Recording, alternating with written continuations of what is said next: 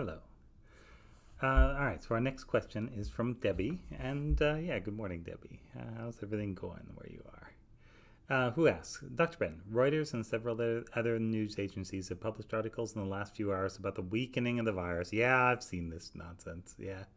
According to several doctors in Italy, one really important doctor in Italy mostly, but yeah, sure. He's got people that work for him too. Viral loads in recent swabs were absolutely infinitesimal. Oh my gosh. Compared to those taken a few months ago. They are reporting that the virus is losing its potency and is much less lethal in Italy. Can you comment on this and what it might mean for all of us? Yeah. The comment is this is overblown and probably not true. So, what would this look like if this were actually true? You would find particular mutations in particular parts of the virus, and we could grow these parts of the virus, and you could show in an animal model. There are a couple of really good animal models, really good.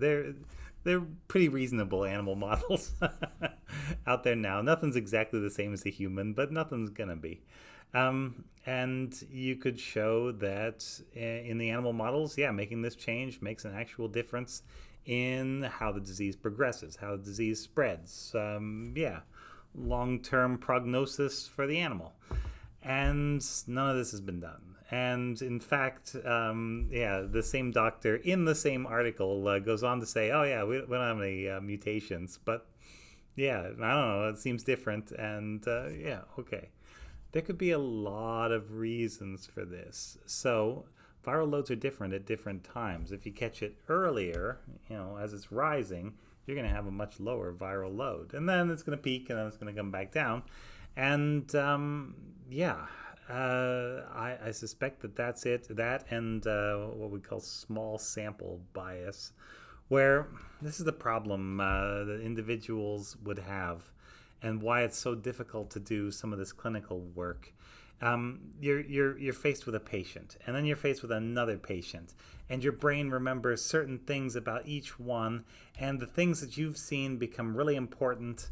And what you need to do is be able to take a step back from that and get statistics from not just what you've seen, but the larger picture. And in the larger picture, the virus is still doing fine. Death rates are still pretty bad, although they're coming down a bit as basically we catch more of the people who were actually positive. The death rates were mostly as high as they are because of all the missing cases.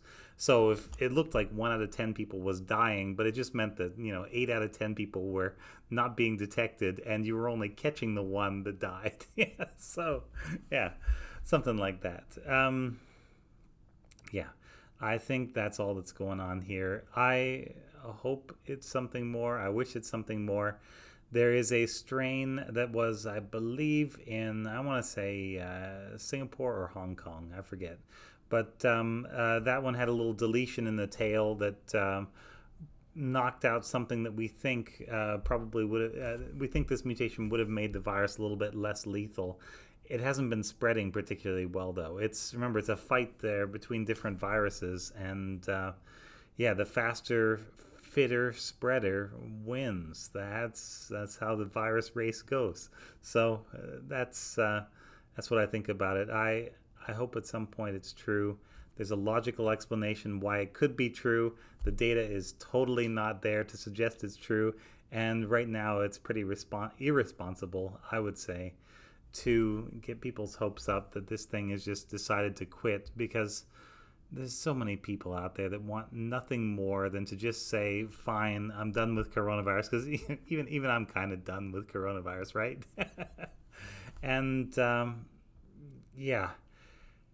we're getting there. We're making progress, but every person that decides they're done with coronavirus is a little step backward for humanity. You got to stay focused, people. We all just got to stay focused on this a little longer, and then we can get through it. And hopefully this time, I don't know, we can learn some lessons and maybe not do this the next time a big coronavirus outbreak happens. We'll see. Yeah, you always live in hope, right? Yeah. All right. Thanks very much. This was Ask Dr. Ben.